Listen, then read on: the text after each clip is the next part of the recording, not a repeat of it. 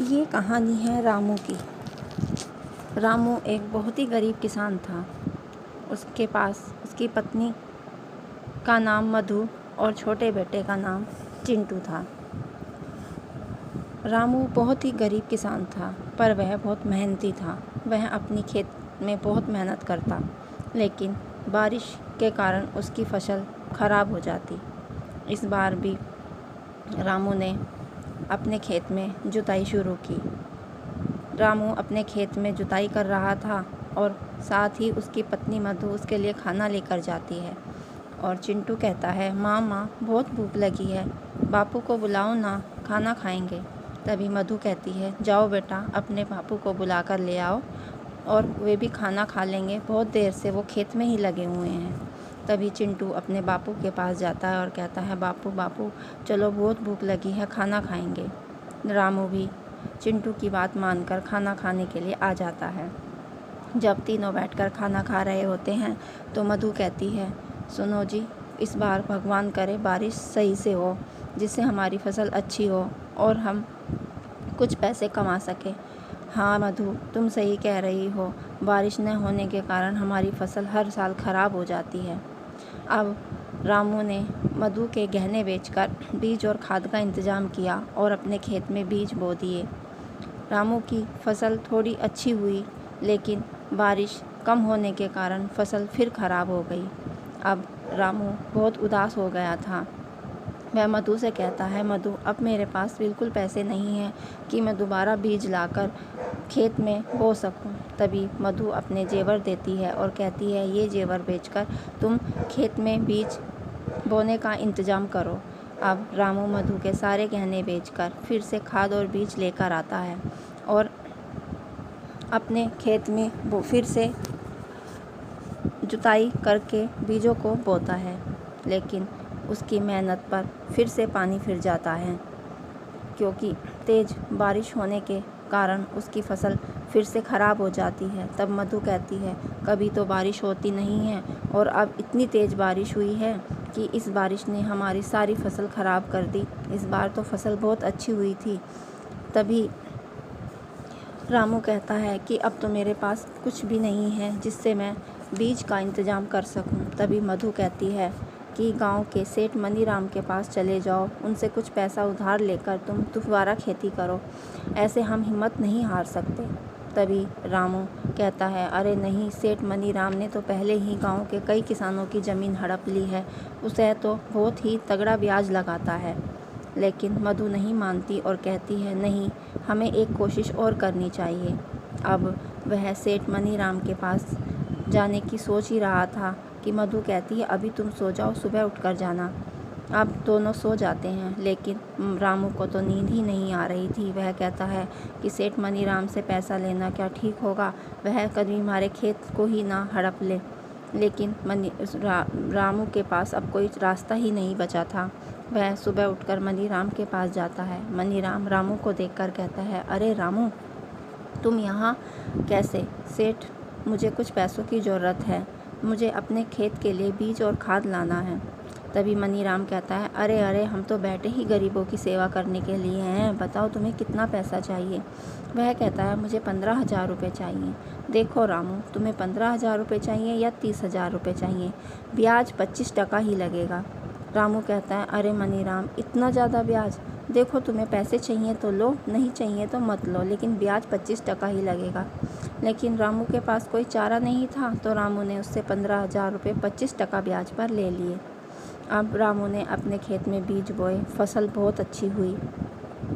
फसल देखकर मधु कहती है, देखा, मैंने कहा था ना कि हिम्मत नहीं हारनी चाहिए, देखो हमारी फसल कितनी अच्छी हुई है, अब इसे बेचकर हम सारा मनीराम का पैसा चुका देंगे। अब दोनों घर जाते हैं और सो जाते हैं, लेकिन तभी रात को बहुत तेज़ मूसलाधार बारिश हो जाती है। अब रामू की आँख खुलती है तो रामू कहता है, देखो कितनी तेज़ बारिश हो रही है, हमारी फसल का क्या होगा। तभी मधु कहती है, अरे चिंता मत करो, कुछ नहीं होगा, इतनी बारिश से हमारी फसल ख़राब नहीं होगी। लेकिन जब वो सुबह उठते हैं तो देखते हैं कि बारिश तो अब भी बंद नहीं हुई। बारिश 5 दिन लगातार होती रही। जब छठे दिन बारिश रुकी तो सुबह रामू खेत में गया तो वह देखता है कि पूरे खेत में तो पानी पानी ही भर गया है और सारी फसल बर्बाद हो गई है। अब रामू रोने लगता है और कहता है कि अब मैं क्या करूँगा। यही सोचते सोचते रामू सड़क पर चल रहा होता है। तभी पीछे से एक गाड़ी आती है और रामू का एक्सीडेंट हो जाता है। अब रामू को हॉस्पिटल में भर्ती कर दिया जाता है। वहीं मधु पहुंच जाती है और मधु कहती है, अरे तुम चिंता मत करो, हम मनीराम का सारा कर्जा उतार देंगे, कुछ ना कुछ कर ही लेंगे। रामू कहता है कि कैसे होगा, मैं तो अब घाट पर पड़ गया हूँ। अब मधु रामू को घर ले जाती है और घर ले जाकर वह अपने आप मनीराम के पास जाती है और कहती है, मनीराम सेठ, मुझे कुछ पैसों की ज़रूरत है। मेरे पति का एक्सीडेंट हो गया है और मुझे काम करने के लिए कुछ पैसों की आवश्यकता है। तभी मनीराम कहता है, देखो मधु, मेरे पास पैसा तो नहीं है, हाँ कुछ आलू ज़रूर है, तुम उन्हें बेच दो और बेचने के बाद जो भी पैसे आएंगे उनमें से मैं कुछ पैसे तुम्हें दे दूँगा। मधु सोचती है कि कुछ ना करने से तो यही ठीक है। वह मनीराम से कहती है, ठीक है। मनीराम अपने आदमियों से कहकर सारे आलू मधु के घर डलवा देता है। पर जैसे ही मधु उन आलूओं को देखती है तो देखती है कि वह तो सभी आलू आधे से ज़्यादा सड़े गले हैं। तभी वहाँ उनका बेटा चिंटू आता है और कहता है, मधु कहती है कि इन आलूओं को कौन खरीदेगा। तभी वहाँ चिंटू आता है और कहता है, मामा इतने सारे आलूओं का आप क्या करोगी, इतने आलूओं के क्या पराठे बनाओगी क्या। तभी मधु खुश हो जाती है और कहती है, अरे चिंटू, तूने तो मुझे एक तरकीब सुझा दी। अब मैं इन आलू को उबालकर और उनके पराठे बनाकर बेचूंगी। अब मधु ने उसमें से सही आलू छाँटकर उनके पराठे बनाकर बाज़ार में बेचना शुरू किया। कुछ ही दिनों में मधु के पराठे पूरे गांव में मशहूर हो गए और सभी पराठे खरीदने लगे।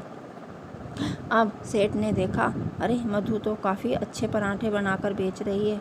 सेठ को अब जलन होने लगी। अब मधु के पास कुछ सड़े गले आलू ही बचे थे तो मधु को भी लालच आने लगा। उसने उन आलूओं को उबालकर भी पराठे बनाने शुरू कर दिए।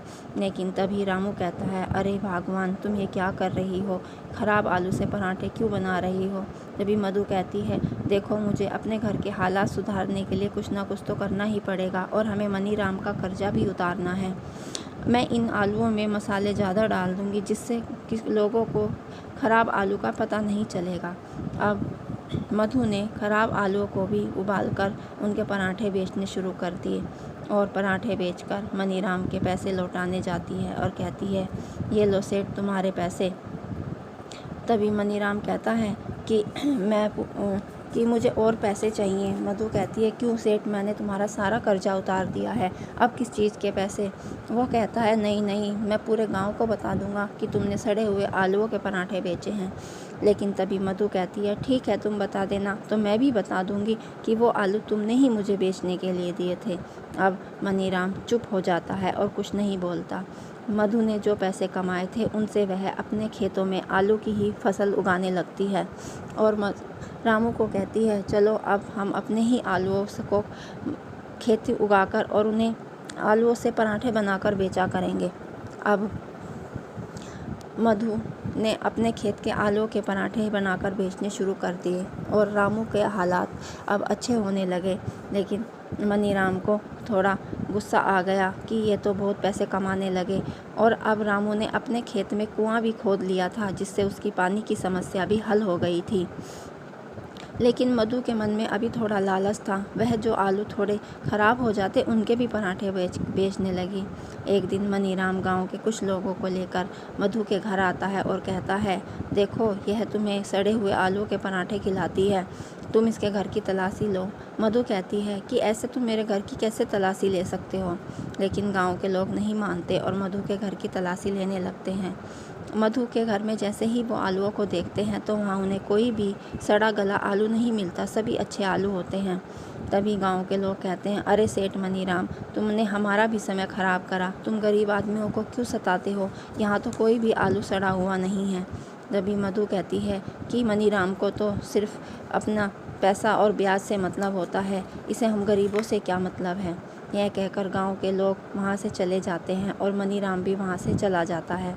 तभी रामू कहता है कि तुम तो आलूओं को, सड़े हुए आलूओं के भी पराठे बेचती हो, तो वे आलू कहाँ गए? तभी मधु कहती है, मुझे थोड़ा शक था, इसीलिए मैंने वे आलू एक तरफ रख दिए थे। मुझे मनीराम की नीयत पर शक था। तभी रामू मधु को समझाता है, देखो अब हमारा बेटा भी बाहर पढ़ने जाने लगा है और हमने खेत में कुआं भी खोद लिया है और हमारी फसल अच्छी होने लगी है। अब पानी की भी कोई समस्या हमारे पास नहीं है। तुम ये सड़े आलूओं को अब बेचना बंद करो, सिर्फ तुम अब अच्छे ही आलू की पराठे बनाकर बेचा करो। तभी मधु को समझ आ जाता है और वह अपनी करनी पर माफ़ी मांगती है और कहती है, आप ठीक कह रहे हो, मुझे अपने घर के हालात देखकर लालच आ गया था, लेकिन अब हमारे घर के हालात अच्छे हैं, हमारा बच्चा अच्छे स्कूल में पढ़ रहा है। अब मैं कभी भी सड़े आलूओं के पराठे नहीं बेचूंगी, सिर्फ अच्छे आलूओं के पराठे बेचूंगी। यह कहकर वह रामू से माफ़ी मांगती है और अपनी करनी पर पछताती है। दोस्तों, इस कहानी से हमें सीख मिलती है कि हमें कभी भी हार नहीं माननी चाहिए और मेहनत करते ही रहना चाहिए। मेहनत का फल एक दिन हमें ज़रूर मिलता है, लेकिन हमें लालच भी नहीं करना चाहिए, जैसे कि मधु ने किया। हमें किसी की सेहत के साथ खिलवाड़ भी नहीं करना चाहिए। अब रामू और मधु और चिंटू अच्छे हालात होने के कारण खूब मज़े से रहने लगे। दोस्तों, आपको हमारी कहानी अच्छी लगी हो तो प्लीज़ हमारे चैनल को सब्सक्राइब करना ना भूलें। धन्यवाद।